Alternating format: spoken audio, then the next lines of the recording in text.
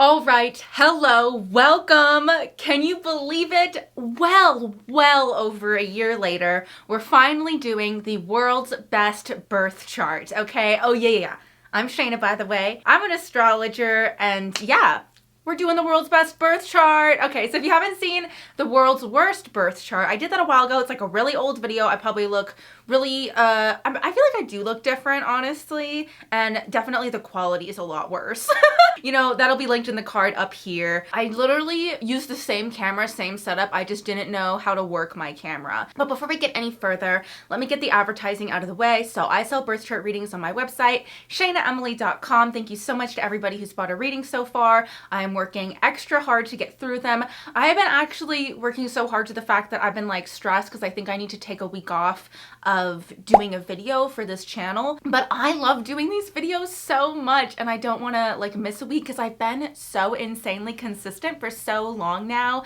But that's besides the point. I'm getting off on a tangent. The point is that thank you so much for purchasing your reading if you've got one. I'm working extra hard to get them out to you, and it's just been so lovely meeting all of you guys. I love that I've been able to call this my job, like my full-time job for the past few months instead of just my part-time job. So that's been very meaningful. But yeah, so thank you again if you bought a reading from me. And then I also have an astrology TikTok. I'm very active over there. I post almost every day, 5 to 6 times a week, and I also do lives over there every Monday at 6:30 p.m. Pacific time. I also have a personal Instagram, but I barely go on it anymore. But yes, okay, so let's get into the bulk of the video. I'm actually really excited for this video. This is a very casual video. Don't take this so seriously, just like don't take the last one that I did, the world's worst birth chart, so seriously. Okay, this is so random, but I recently, I've been wanting to do the whole, like, you know how when you're like an adult and a grown-up and like you do like the gel X nails?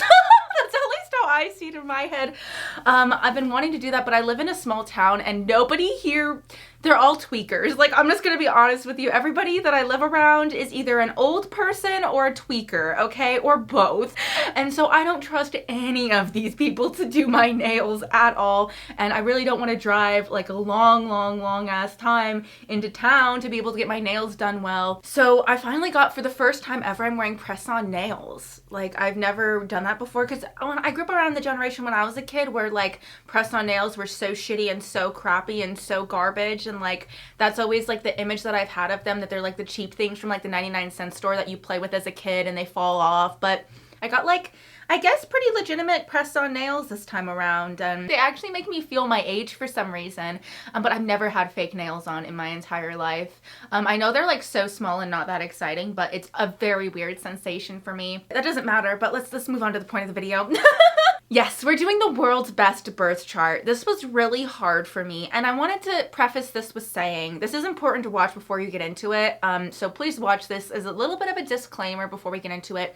This is astrologically impossible, okay? Like, the point of this video is not to make an astrologically possible chart, because that is just different. I don't know. So I did my world's worst as astrologically impossible, and I agreed that I did it that way. Like, I still agree that I should have done it that way, so I did this one that way too. So yes, I know that this probably isn't, is it astrologically possible?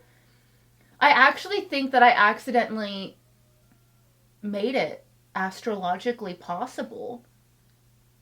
Well, technically it's not. The houses that I put the planets in, that's not how they would fall. I have a lot of favorite signs and favorite energies, and this is very biased. This is not, okay, I also want to say, this is not a chart that I think is like the best birth chart that like anybody would think that, right? These are not like me redoing exalted placements, right? That's like a different thing as well. I know I'm like getting into the finite things here. This is just like what I think are the best placements. And it's not about the aspects that they make. It's not about none of that. It's just basically me asking like, okay, what's my favorite placement for the sun? What's my favorite house placement for the sun? You know, blah, blah, blah, blah, blah, right? You probably get that, but I just wanted to add some preface here. If you're wondering the reason why this video took me so long to make, it's because I couldn't pick a rising sign. I think they all suck. I've talked about this on TikTok. I've done 2 videos actually on it because I've thought about this for so long, about how I hate all the rising signs and I think they all suck and I don't want to choose any of them. But I finally picked one, and I keep going back and forth about it, but we're just going forward with the video because I want to do it. But that's been such a long introduction, so let's just get the fuck into it. God, right? So we are of course going to start with the sun. If you've watched me at all, quick, guess what I'm going to pick, because I promise you already know. I'm of course going to pick Sagittarius. Of course I'm going to pick Sagittarius as the sun sign for the world's best birth chart. I love Sagittarius. Oh my god, I think it is so fun. I think they have such a good outlook on life. I think they're so enjoyable to be around. They're so funny to laugh with and laugh at, which is great. I love that they live in the moment so much. And yes, they have some issues, but I just feel like, for me, in my personal opinion, when I look at Sagittarius, I really think that the good outweighs the bad, and there's more positives than there are negatives. And Sagittariuses are just really lucky. They're just really lucky. They live a really vivid life. They live a really storied life. Sagittarius suns have the best stories, and they tell them the best. And I just think it sounds fun. It sounds fun, explorative, but they're also smart. And that's what's crazy, is like they're so fun and they're so like carefree, but they're also very, I think they're very intelligent, and they are very strongly opinionated. They're very bold, and it's just, I just love the sign of Sagittarius. I really had to restrict myself. I kept on wanting to pick Sagittarius for pretty much all the placements, but I tried to keep it down a little bit, but yeah, there's still a few in here. But yeah, obviously Sagittarius sun, I think it's great. Why wouldn't you want to be super confident and lucky and charming and bold and funny and smart? Why wouldn't you want to be those things? I don't know. Why wouldn't you? And then for the house placement, you're gonna laugh at me. You're just going to laugh at me, but I did pick it in the 9th house. I did put my Sagittarius sun in the 9th house of Sagittarius. I don't know what to tell you. I think it's the best. Like, I love 9th house suns, no matter what placement it is. I don't know, my mom is a 9th house sun, and I just absolutely adore that about her. It's different than Sagittarius. I always find, like, especially doing readings for 9th house suns, they're so open-minded, and I just think it's just fun. You get to travel, you get to see the world, you get to experience a lot of different things, and there's a lot more like hope and optimism that I think comes with the 9th house sun. You know what I actually think it is? I think they're good people. Like, I just think they tend to have their heart in the right place. Sometimes Sagittarius doesn't. Like, let's be honest. Sometimes Sagittarius does not have their heart in the right place, but 9th house suns almost, I've never met a 9th house sun that doesn't have a really good heart and a really good disposition. I think 9th house sun is the placement that, when they say like they brightened up a room, 9th house sun, I think, is the placement that actually does brighten up a room, you know? Now moon. So, you're also gonna hate me for this one. Like, I don't know what to tell you guys. Like, again, if you've watched my videos, if you've been here at all, you already know what I'm gonna say, but I am choosing Capricorn moon, and yes, I am choosing my own moon sign. I feel like at the end of the day, with the world's best birth chart, like, you should love yourself. Okay, this is like getting preachy, but like, you should love yourself, and you should think that you're the best, and you should think that you have the best moon. And I do think I have the best moon placement, even if I don't think anybody else would want it. And so yes, I did choose both of my moon placements for the world's best birth chart for a little bit of self-love in there. So it's Capricorn moon in the 7th house. That's my natal moon. And I like it. I have a lot of other 7th house stuff that kind of trips me up. And then I would never put 7th house sun as the world's best birth chart, but I don't know. I feel like I need to keep a little bit of myself in my world's best birth chart. And so I feel like putting the Capricorn moon in the 7th house does just that. And I love my mom. I have the best mom ever. I really, I was so lucky to have her the first 23 years of my life, and, have her around me now, in spirit or whatever. I'm so thankful for all the things that she taught me. I'm so thankful for how she prepared me for life. I like how I am emotionally, honestly. Some people don't. But that's fine. I like being a Capricorn moon. I think it gives me a really strong goal setting ability. I think it puts a good head on my shoulders, especially I thought about with the fact that it's like this really wild, off the wall Sagittarius sun in the 9th house. There needs to be some grounding ability. So there's some like moderation. So there's some like, not overdoing things too much. There's some reality checks going on, and I just think it makes the most sense to have a Capricorn moon. I like other Capricorn moons. I like their sense of humor. I like their tenacity. I feel like Capricorn moons are very reputable, if that makes sense. Whenever I see another Capricorn moon in a position of like power or recognition or whatever it is, I always think that they deserve that position. Like, I think it makes it easier to manage relationships for me. There is something that I don't fall into a lot of the traps. Like, not that relationships are easy, but I find that I don't fall into a lot of, like, I'll call them, since I just watched Jersey Shore, like the Sammy and Ronnie traps of relationships where you're just like really in something toxic and you get lost in the drama of it all. I don't think I get lost in drama. I absolutely hate drama and I avoid it as much as possible. And I think that makes life a lot more focused and simplistic and a little bit more neutral for me. I like that my moon can feel neutral. I feel like a lot of people struggle to feel neutral, and I feel like I can have that feeling, and it's nice, actually. It doesn't feel dehumanizing. It's not in a dehumanizing way. It's just like in a nice, pleasant, like, oh, I'm just a blank canvas today, you know? I like it. And I chose the 7th house. I mean, I don't know. A part of me was like, should I choose the 4th house? Because I do think 4th house moons are really nice, because I feel like the moon is your most personal planet, and so it's nice to have it be your own in the 4th house. So the 4th house definitely gets an honorary mention. I just chose 7th house because I didn't put anything else in the chart in the 7th house, and I'm such a 7th house person, and I feel like that's why I like astrology. So I kind of just wanted to keep it. Like, I feel like if you're making your world's best birth chart, I hope that you pick your moon sign and placement as well, because we all should love ourselves. Look at how cheesy and how sweet I am. Yeah. Okay, rising sign. Here's the opposite. I was like, I am not picking Cancer rising. Hell no. So this was what stumped me for so long. I have a problem with all the rising signs, genuinely. I was going to pick Libra or Taurus for a while. I posted a TikTok earlier this week to kind of help me out, and a lot of people said Libra rising and Taurus rising, which makes sense because I do like these two risings, but I don't think I would ever be able to pick Libra rising for the world's best birth chart because their whole chart is set up backwards. But even without that, there is a little bit of a lack of identity there. I love Libra risings. Like, I think they're such good people, but I do think that they have too many social hangups, you know, those social manners, social rules, and they can kind of like lose themselves a little bit to it.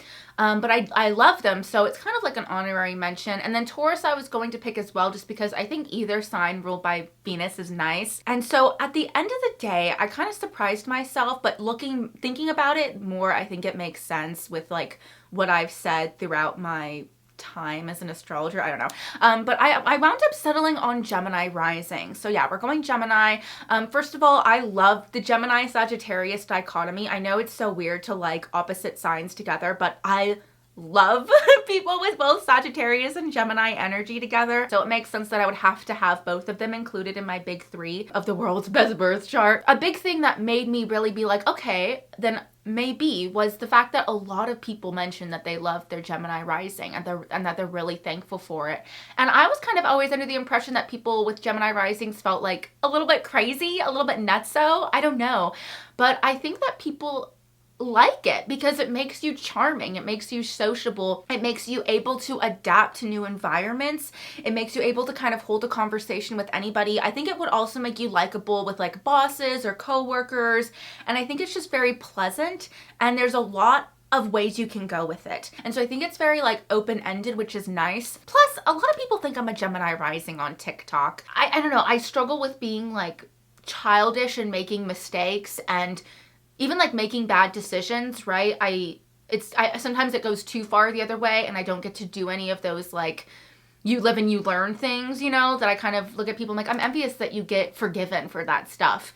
And I feel like Gemini risings get forgiven for the mistakes that they make, and they get a little bit more forgiven for the like you live and you learn kind of things. And I feel like they get to learn through experience a little bit more, whereas I always felt like any mistake that I made as somebody with so many Capricorn planets, I'm like really faulted for, and I'm like always about to be like cut off at any second kind of situation. I feel like Gemini risings, we give them more space for whatever reason. Let's keep the childlike wonder alive in us, really. Plus, I feel like something that Gemini rising and Cancer rising share is that like we stay youthful and like we look younger as we grow older, which is nice. I feel like Gemini and Cancer risings like age slower than the other rising signs. Plus, sorry, I keep on adding, they have a community around them. They know how to create a community, and I have no idea how to do that. I'm really just like, a soldier of one. And I feel like Gemini rising would make me a little bit more socially adept, right? So now let's go into the midheaven. So this one's really funny because, like I said, I didn't mean for this chart to be astrologically possible. I purposefully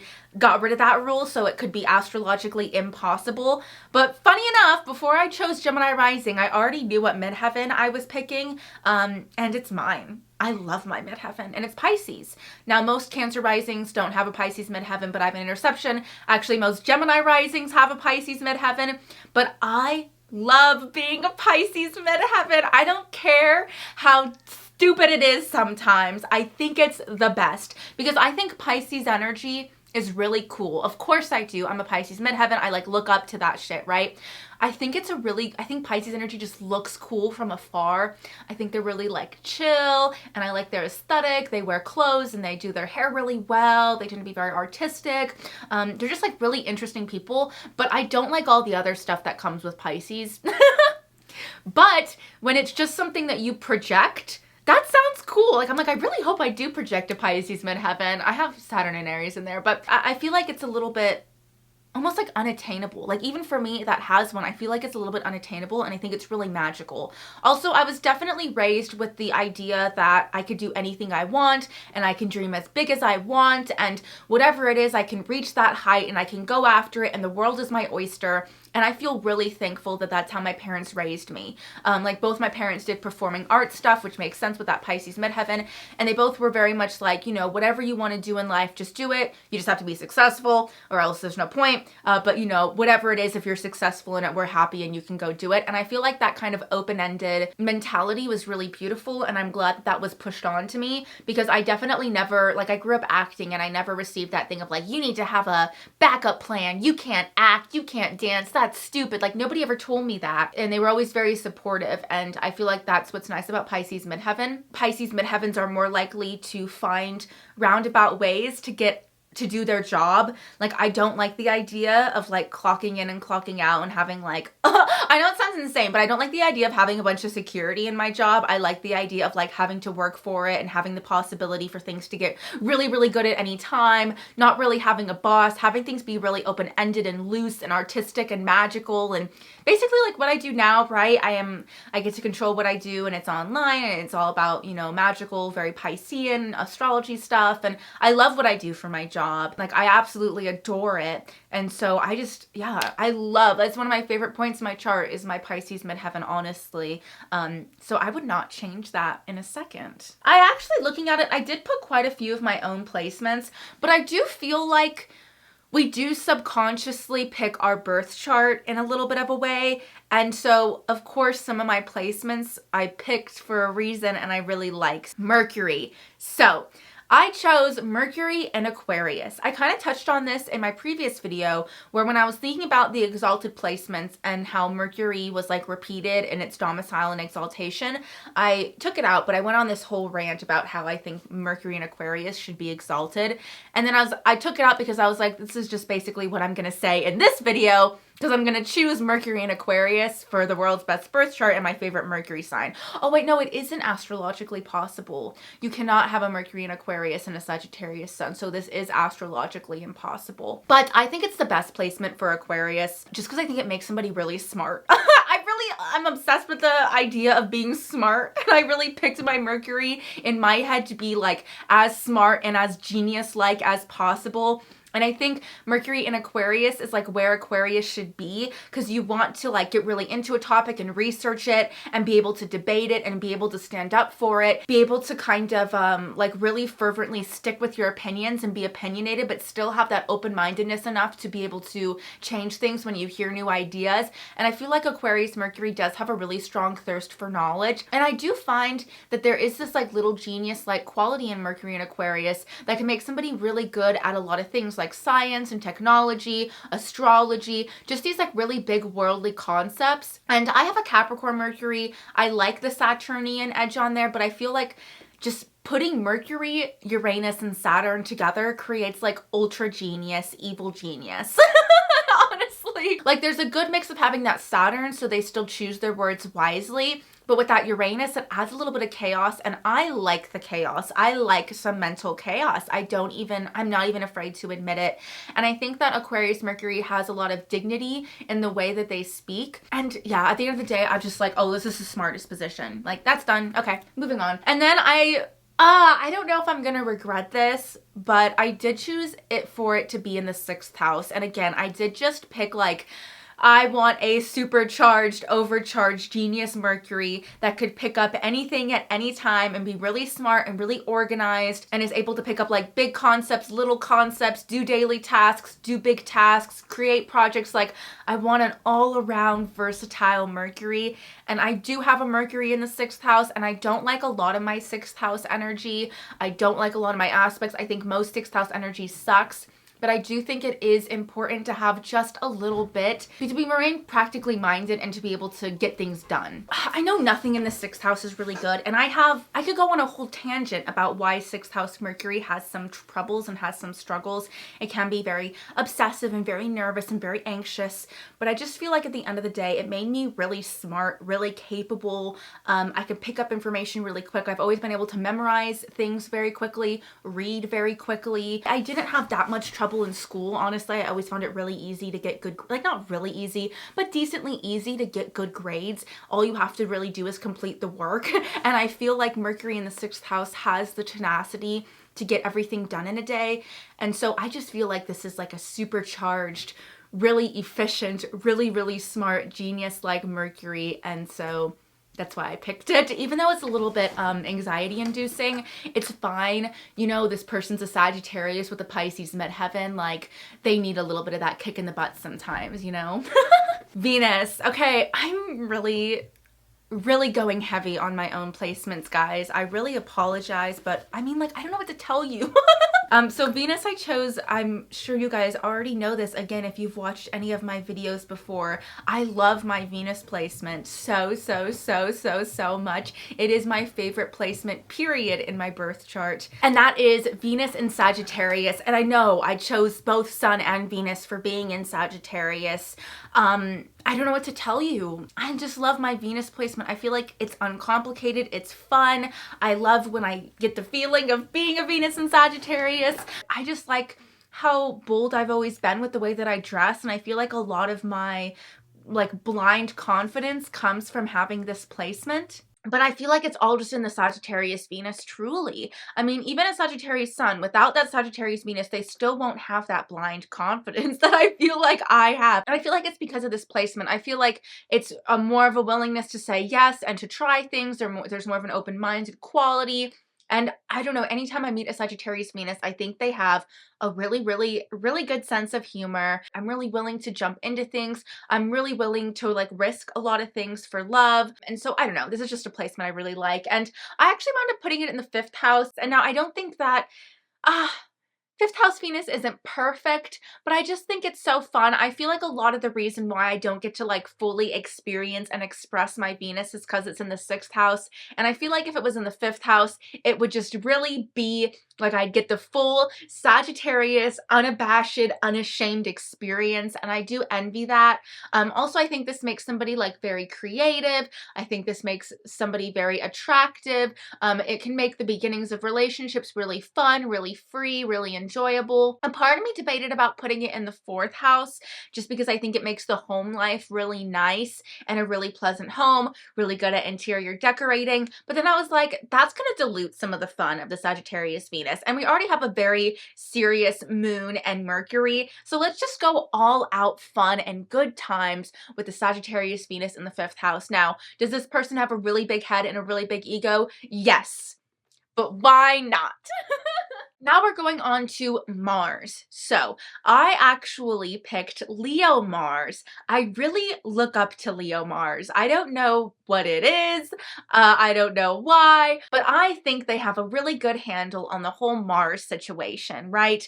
I feel like they're the right amount of somebody that's really able to like get angry and like expose their anger and confront somebody. But because it's a fixed sign, I think it makes it so these people aren't always just like flying off the handle. Like the other two fire Marses can really just fly off the handle at what I think is somewhat inappropriate times or places, or just get mad and it's unnecessary. Whereas I think Leo Mars, because of its fixed nature, can be a little bit more controlled in their anger, but when they get mad, they really allow themselves to get mad and experience that and let it out.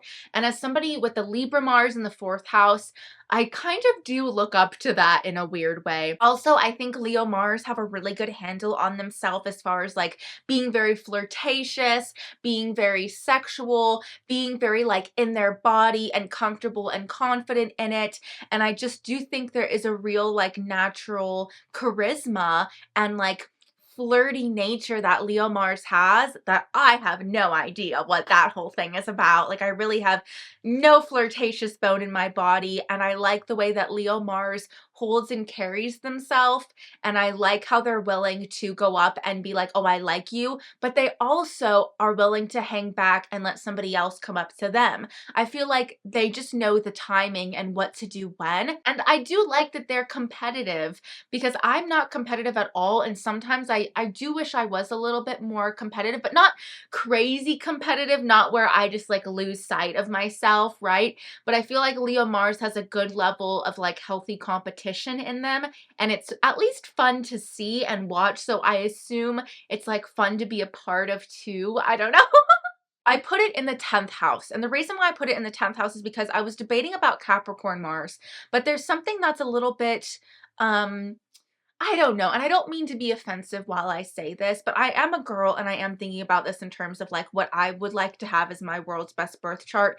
And I think that Capricorn Mars is a little bit too rugged for me, if that makes sense. Like I'm a girly girl. Like I just, come on, I put on press-on nails for the first time. Like I'm such a girly girl now. Like rugged, and it kind of makes me think of like Axe body spray, like Capricorn Mars. And there's something a lot more feminine, or at least can be like really fun, flirty, like hot feminine about Leo Mars. But that's why I was like, okay, I love Capricorn Mars's like determination, and I love their willpower, and I just like the whole situation there.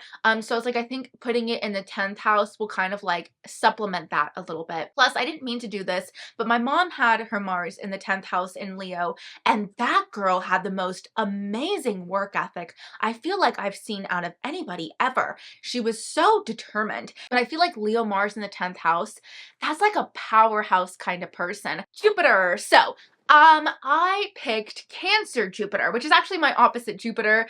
I picked Cancer Jupiter because, like I said in my exalted placements video, I do think this fucking placement should be exalted. Like, I totally get why it's exalted. I would pick it. And the reason I picked Cancer Jupiter is because I want some Cancer in my chart subtly, because I do like the fact that I have like a part of fortune in Cancer, and I think that created like the fact that I love my mom so much. I think it's great to have a mom that you love, you know? And I feel like Cancer Jupiter does that, like gives you a really good home, a really good family. It adds some stability and some calmness to the chart. It adds, like I said in the exalted placements video, which I'll link here if you haven't seen. I mentioned that I feel like this placement can be satiated. Like I feel like both Capricorn Jupiter and Cancer Jupiter can be satiated of their desires, which is really, really nice. But Cancer Jupiter is just more pleasant than Capricorn Jupiter. It's just nicer. There's more luck. There's more abundance. You're really able to nurture something and watch it grow. I think it also adds like a kindness to this chart that it needs. I think the moon in the 7th house helps with that, but I think it puts someone's heart in the right place. I do want the world's best birth chart to like have a good heart and like care about other people, and I feel like this placement aids in that. And I put it in the 1st house. I love Jupiter in the 1st house. What a fun placement.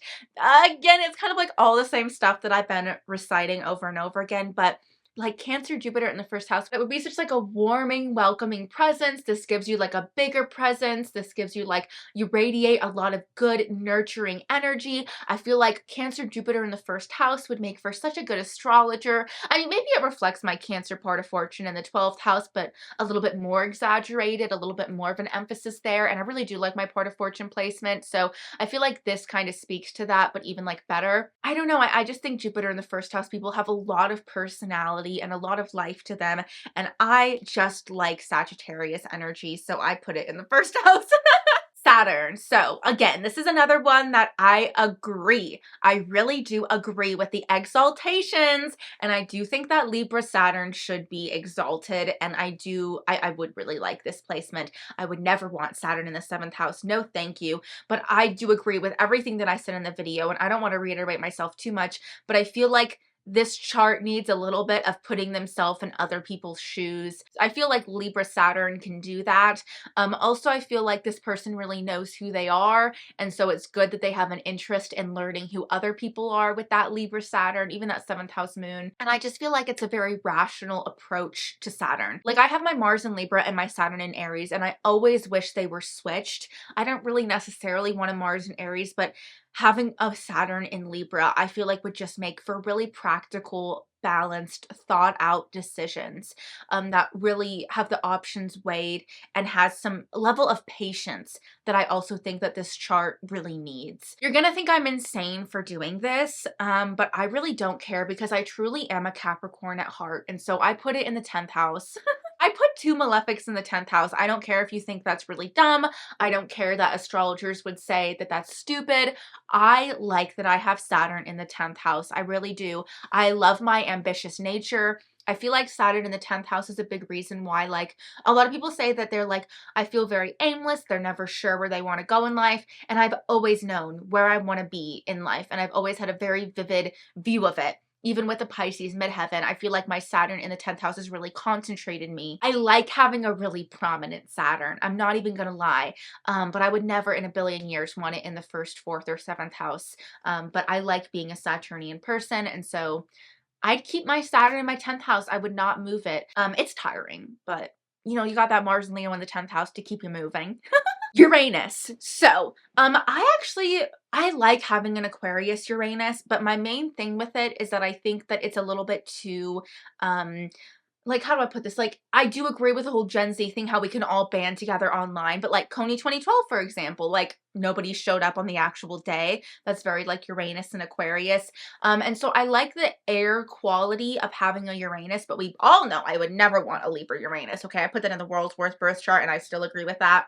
But I thought like Gemini Uranus might kind of remedy the whole, you know, having trouble actually showing up in the moment, in the day of, you know, issue that Aquarius Uranus has. But I feel like Gemini Uranus would be somebody that's very open-minded, but I feel like they would more concentrate on their immediate surroundings, which I think is good for Uranus, trying to revolutionize what is in your immediate surroundings.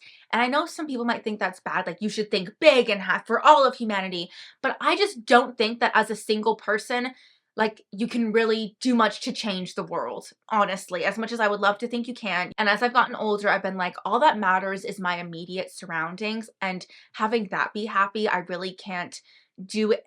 I really don't have that much power as a person that's not like a rich elite. You know what I mean? And so I feel like Gemini Uranus would be somebody that's very involved in their local laws, their local government, their local community. And I feel like if you want to see change, it has to start there and it has to be there. I also feel like this kind of reflects the fact that I chose like Mercury and Aquarius because it has that like Uranian mercurial quality to it. And so I feel like it makes sense that I would like Gemini Uranus. I feel like this makes somebody very smart, very much able to pick up on a lot of things. And I feel like it still has the same gusto that Aquarius Uranus has, but I feel like it still has that like quick mental aptitude and want for change that Aquarius Uranus has, which I like. We're about to go into a Gemini Uranus period, and I honestly have been looking forward to it. I honestly have really wanted Uranus to get out of Taurus. I don't think it does any good there. Now, what house am I putting this Gemini Uranus in?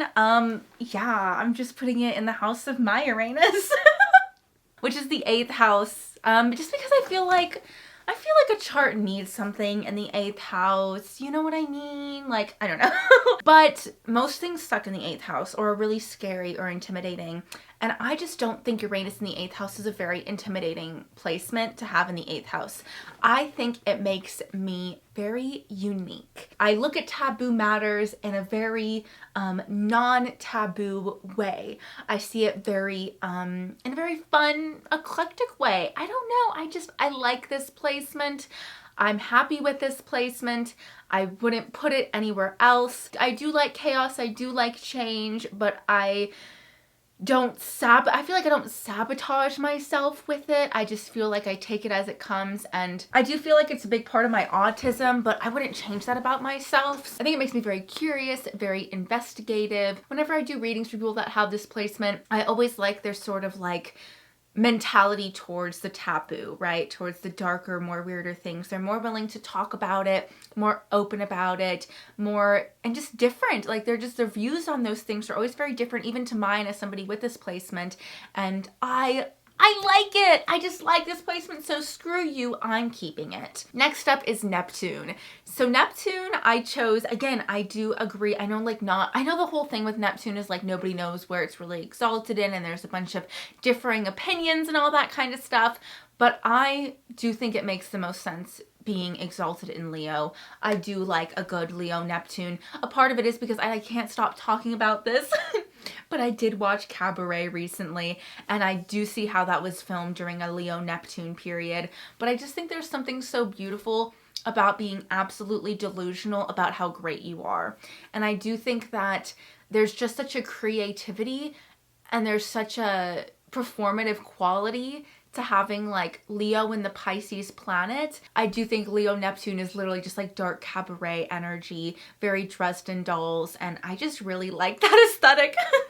So I chose this placement, and I actually picked it to be in the 11th house. And not just because I was like, oh, if I could redo my birth chart, I would put something in the 11th house, but I don't think I'd fully want a personal planet there.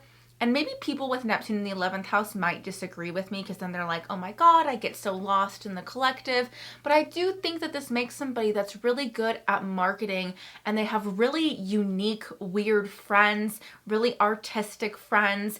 And I'm always so jealous of the groups that Neptune in the 11th house people associate with. I think they associate with the coolest groups of people. I know that sounds so kind of lame for me to say, but I do. And I think that this like makes somebody be a part of like the artistic inner circle. And I feel like with that Leo Neptune specifically being in the 11th house, I think this makes for somebody that like just knows the really offbeat people to associate with, and that like helps them get to where they need to go. Honestly, when I made my YouTube channel, I put Neptune in the 11th house just because I was like, those are the kind of people I want to attract. I know that it has some problems associating itself too much with the collective, but I feel like I gave this chart such a strong individual personality that maybe it could use to be a little bit more in line with the collective consciousness. And I feel like it would do really well for like psychicness and intuitiveness stuff. I don't know. I kind of glamorize Neptune in the 11th house maybe a little bit in my own mind. Pluto. You know what? With Pluto, I have to say, screw you. You know what? Fuck you. I picked my own. I just fully picked my own because I just did. I did think about putting it in the 9th house for a little bit, but I honestly, because I have a Sagittarius Pluto, I was like, I don't want Sagittarius Pluto in the 9th house of Sagittarius. We'll try to do something a little bit different here. And I do think that the only like safe places for Pluto are the 5th and the 9th house.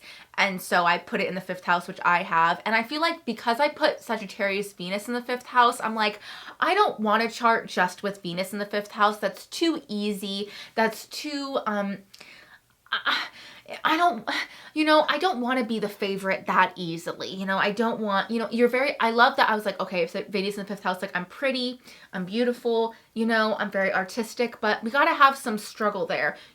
Diamonds aren't created without some pressure, right? So let's put Pluto in there. I really like having Pluto in the 5th house.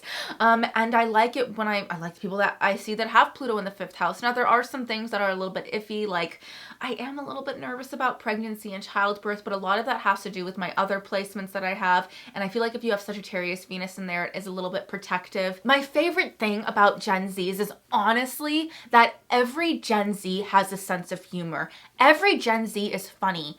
And I feel like that's proven in the fact in TikTok. Like, no matter what TikTok account you have, I feel like almost everybody has, like, if they do TikTok regularly, they have one video that went viral because they're funny. I feel like with boomers, like, being funny is like a unique personality trait. Like, not all boomers are funny, but I feel like every Gen Z has a wicked sense of humor to them because of their Sagittarius Pluto. And I feel like it's very like ready and willing to transform and take things as it comes and goes. But it's not as tyrannical as I think a Leo or Aries Pluto can be. It's more collaborative because it's Sagittarius, which I like. And I don't know, I just feel like a fifth house Pluto it just makes you really dive head first into the things, and it can make you really fixated and obsessed on like one hobby or topic.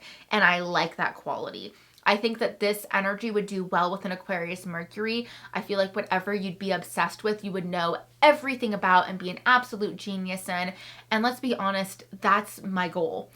My goal is to be like a master of the metaphysics, and I feel like this placement is a part of that. And I'm more attracted to like darker, more Plutonian things, but not in a way where I feel like it does poorly to my health. And so yeah, I'm honestly, I'm gonna keep my Pluto.